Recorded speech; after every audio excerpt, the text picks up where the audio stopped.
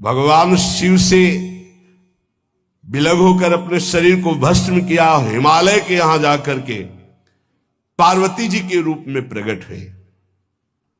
हिमालय पुत्री पार्वती बाल्यावस्था से ही निरंतर ध्यानस्थ रहना शिव अनुराग में। जब किशोर अवस्था हुई, किसी से कोई संभाषण नहीं करती थी माता जी, हर समय भगवान शिव के ध्यान में निमग्न रहना, कठोर तप करना शुरू कर दिया। जो बिल्व पत्र सूख कर गिर जाते थे, माता जी उसको अपने मुख में रख करके पा लेती। एक बिल्व पत्र, अपर्णा, शरीर सूखने लगा। माता जी का नाम अपर्णा। भारी तपस्या।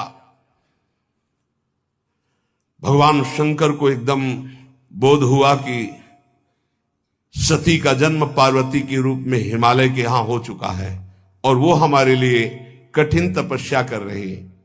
तो सप्त ऋषियों को बुलाया और उनसे कहा कि जाओ इनके प्रेम की परीक्षा लो। जानते हैं, सब कुछ जानते हुए भी ये होता है। जैसे लोग कहते हैं भगवान जानते हैं अपने भक्त को, तो परीक्षा क्यों लेते हैं? तो पढ़ाया तो टीचर ने ही है, तो सालाना परीक्षा तो होगी ही कि तुम क्या पढ़े हो। ऐसे ही तुम्हारे प्रेम की परीक्षा होगी। तुम हरि को चाहते हो या हरि की रची हुई माया को? हरि की हुई रची हुई माया में आकर्षित हो गए तो जीरो आ जाएगा। और हरि की तरफ देखते रहे, माया से बच गए तो नंबर आ जाएंगे। 100 के 100 आते हैं, यहाँ 98 96 नहीं आते। 2 ही चैप्टर हैं, हरि पसंद कर रहे हो या हरि की माया। हर भक्त के सामने आता है तो प्रायः लड्डू ही खाने को मिलता है। बचता वही है जो मामे वे प्रपद्यन्ते माया में ताम तरंतिते, केवल हरि। पार्वती पहि जाई तुम प्रेम परीक्षा लेहु, गिरिहि पेरि पठयहु भवन दूरी करेहु संदेहु। हे सप्तऋषियों, जाओ, हमारी आज्ञा है। पार्वती की प्रेम की परीक्षा लो, यदि पास हो जाए तो उनको तपस्या से निवृत्त करो। बोलो महादेव जी प्राप्त हो जाएंगे। जाओ भवन को चली जाओ, तपस्या की आवश्यकता नहीं। ऋषियों ने जाकर के पार्वती जी को देखा, मानो मूर्तिमान तपस्या विराजमान हो, अस्थिमात्र हुए रहे शरीर, सूखे पत्ते बिल्व के। मुनि बोले, हिमांचल नंदिनी, इतना कठोर क्या प्राप्त करना चाहती हो? किसकी आराधना कर रहे हो? तुम्हारा लक्ष्य क्या है? यदि हम सुनने के अधिकारी हों तो आप कृपा करके बता सकती हैं। पार्वती जी ने कहा, मन बड़ा सकुचाता है आपसे ये बताने में। आप लोग कहीं मेरी हंसी ना उड़ा दें जो मेरा लक्ष्य है। मैंने भी बहुत सिखाने की कोशिश की, लेकिन मेरा मन नहीं मान रहा, हठ पकड़ लिया है। क्योंकि मेरे गुरुदेव ने मुझे जो आकर के बचपन में बता दिया, मैं वही हृदय से स्वीकार कर ली। मनु हठ परा सुनई न सिखावा, चहत बारी पर भीति उठावा। नारद कहा सत्य सोई जाना, बिनु पंखन हम चाहि उड़ाना। मुनियों, वैसे आप भी हंस दोगे। ऐसा लगता है जैसे हम भारी प्रबल धारा में बालू का बांध बनाना चाहती हैं। कहां भगवान शिव और कहां मैं? मेरे गुरुदेव नारद ने बचपन में आकर के कहा, तुम्हारे पति देवाधिदेव महादेव होंगे। बस मैं तब से अपने पति की प्राप्ति की आराधना कर रही हूं। पता नहीं आप मेरी बात सुनकर हंसेंगे कि मानो बिना पंख के मैं आकाश को छूना चाहती हूं। ऋषि हंस पड़े और कहा, बात तो सही है। पर्वत से उत्पन्न हुई हो तो इसलिए तुम्हारी बुद्धि भी हमें लगता है जड़ ही है। नारद के उपदेश से आज तक किसी का घर बसा है? नारद के उपदेश से किसी का घर बसा है? अरे जिस जिसका उपदेश किया उसको बैरागी बना दिया, गृहस्थी तो बनाया नहीं। नारद उपदेश सुनकर किसी का घर बसा हो ऐसा तक प्रमाण नहीं है। देखो, दक्ष के पुत्रों को उपदेश किया, 10,000 एक को 1,000 एक, लौट कर नहीं है, सब 1000 बार आकर के, सैकड़ों बार आकर महादेव जी भी कहें कि अपने गुरुदेव के वचन छोड़ दो, तुम अपने गुरुदेव के वचनों का त्याग करने वाली नहीं। आप जा सकते हैं, बहुत जगत में कुंवारी कन्याएं और कुंवारे वर हैं, उनका ब्याह करा दीजिए। मेरी तो केवल एक ही बात रहेगी, हर जन्म महादेव जी के लिए। समस्त सप्तऋषियों ने साष्टांग दंडवत की और कहा, जगदम्बा आप नित्य शिव की अर्धांगिनी, भगवान शिव ने ही मुझे भेजा था आपकी परीक्षा के लिए, जाओ। भगवान शिव सब जान रहे हैं, ब्याह पक्का, अब आपको तप करने की जरूरत नहीं है। तुम माया भगवान शिव, सकल जगत पितुमात, नाई चरण सिर मुनि चले, पुनि पुनि हर्षत गात। प्रणाम करके सप्तऋषि गए, हिमांचल से कहा, सादर अपनी कन्या को लिवा लाओ और ब्याह की तैयारियां शुरू करो। महादेव जी ब्याह के लिए पहले से ही राजी हैं और समस्त देवता ब्रह्मा जी आदि उनके पास जा रहे हैं प्रार्थना करने के लिए। इधर जब पार्वती जी को लेकर हिमालय अपने घर पे आते हैं, तब भगवान विष्णु, समस्त देवता, ब्रह्मा जी कैलाश पहुंचे, जहां भगवान शिव विराजमान थे। सबने स्तवन किया और कहा, प्रभु बहुत दिन से एक लालसा है, सकल सुरन के हृदय शंकर परम उछाहु, निज नैनन देखा चाहे, नाथ तुम्हार विवाह। भगवान विष्णु, ब्रह्मा जी, समस्त देवताओं ने कहा, प्रभु हम सबके मन में एक उत्साह है, आप दूल्हा हो, हम सब बराती हो, आपका विवाह देखना चाहते हैं। प्रभु ये उत्सव देख ले तो हमारा जीवन सार्थक हो गया, आप हां बोलो। कामदेव के मद को चूर करने वाले आपको दूल्हा रूप में देखना चाहते हैं हम सब। स्वामी का स्वभाव होता है सेवक को सुख देना। पार्वती जी ने अपार तप किया है आपके लिए, आप उनको अंगीकार कीजिए। भगवान विष्णु, ब्रह्मा जी की प्रार्थना सुन करके भगवान शिव जी ने कहा, तथास्तु, ठीक है, ब्याह पक्का। देवताओं ने नगाड़े बजाए, फूलों की वर्षा होने लगी, देवाधिदेव महादेव की जय के नारे कैलाश में गूंजने लगे। सप्तऋषि भगवान शिव के पास आए, कहा, प्रभु बड़ी अनन्य है पार्वती जी आपकी, अखंड प्रेम है। हमने बड़ा छल करके उपदेश किया, लेकिन उन्होंने कहा कि मैं नारद जी का उपदेश नहीं त्याग सकती, करोड़ों जन्म लूंगी और हर जन्म महादेव जी के लिए। भगवान शिव जी की आंतरिक वृत्ति जो पार्वती जी की प्रीति की है, उसे कोई नहीं जानता। बहुत विरह में रहे, ऐसा न समझे कि देवाधिदेव महादेव जी परम उदासीन है, नहीं। सती जी के वियोग में बड़ी विचित्र दशा महादेव जी की हुई थी। सप्तऋषि फिर गए पार्वती जी के पास और कहा, अभी बीच में घटना घट गई, कामदेव गया था महादेव जी की समाधि को भंग किया, तो महादेव जी ने कामदेव को भस्म कर दिया, तो अब ब्याह का मतलब क्या रह गया। भवानी ने कहा, तो तुम क्या अभी तक भगवान शिव को कामयुक्त देखते थे क्या? क्या तुम समझते हो तुम्हारे जान काम अब जा रहा? अरे अब लग शंभु रहे सभिकारा।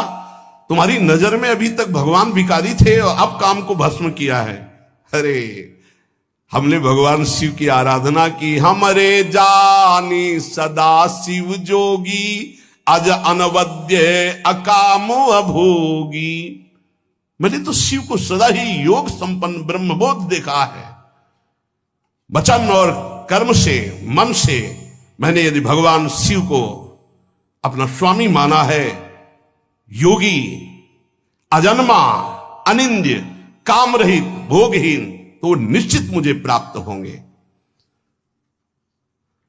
भगवान शिव के पास फिर सप्तऋषि गए, बोले प्रभु गजब की निष्ठा है, केवल आपके प्रति प्रेम है।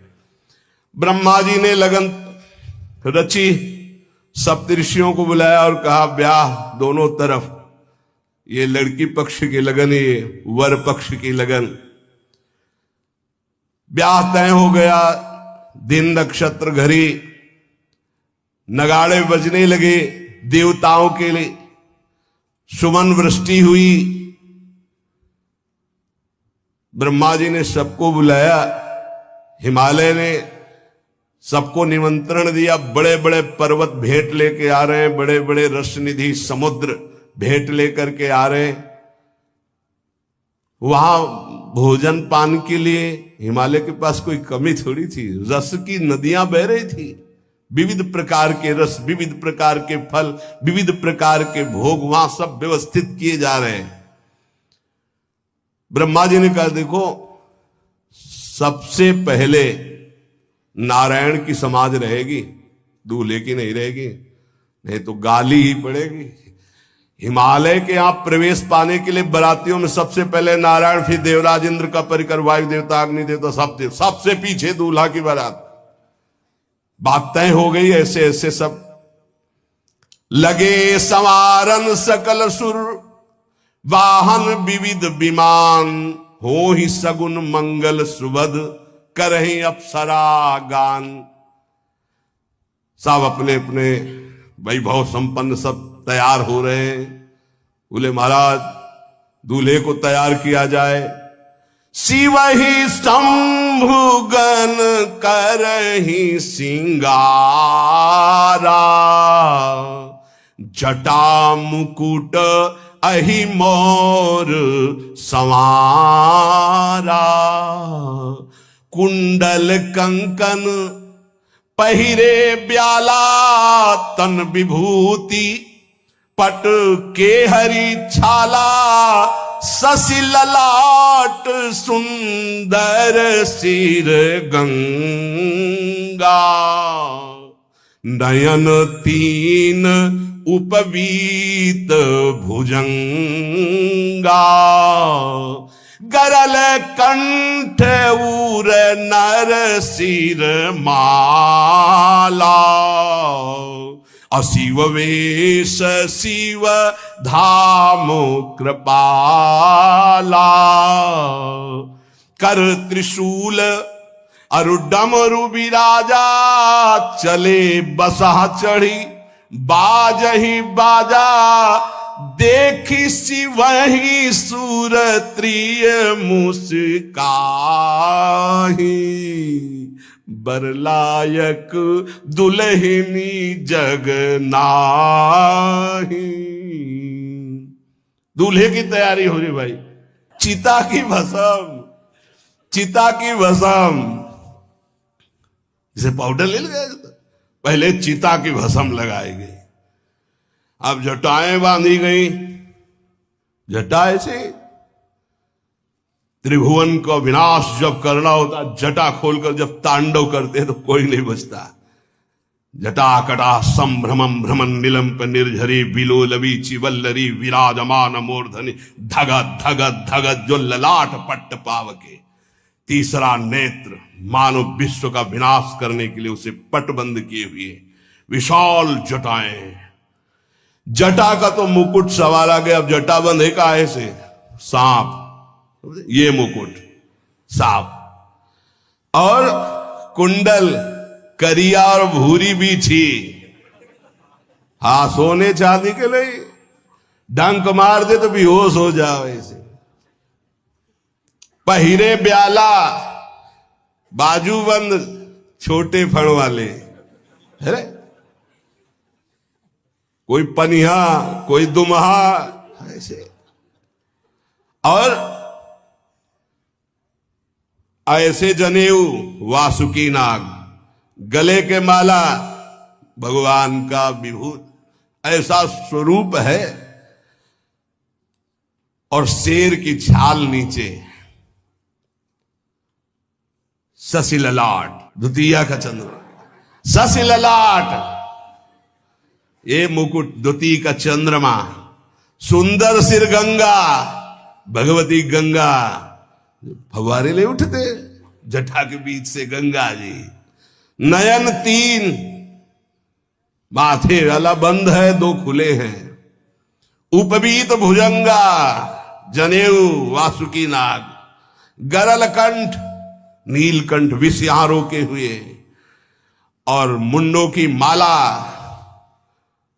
हाथ में त्रिशूल, डमरू बंधा हुआ, नंदकेश्वर पे सवार।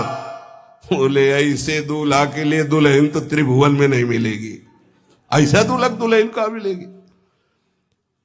अच्छा, दूल्हा सज गया, ब्रह्मा जी ने देखा, बोले महाराज आगे आपकी सवारी। नारायण भगवान उनके चतुर्भुज पार्षद, शोभा सुगंध सौरभ, आगे गरुण पे सवार, पीछे हंस पे सवार ब्रह्मा जी अपना परिकर, देवराज इंद्र,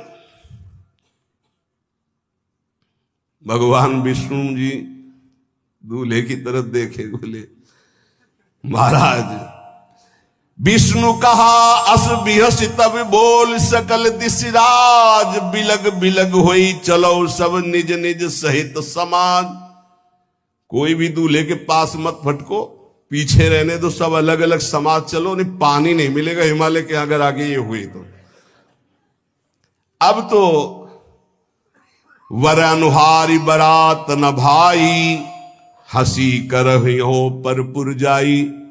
नारायण ने कहा कि दूल्हा के अनुरूप ही हम सब बराती नहीं भैया, दूल्हा सबसे पीछे, सब बराती क्रम से पहले हम, फिर ब्रह्मा जी, फिर देवराज इंद्र, ऐसे सब।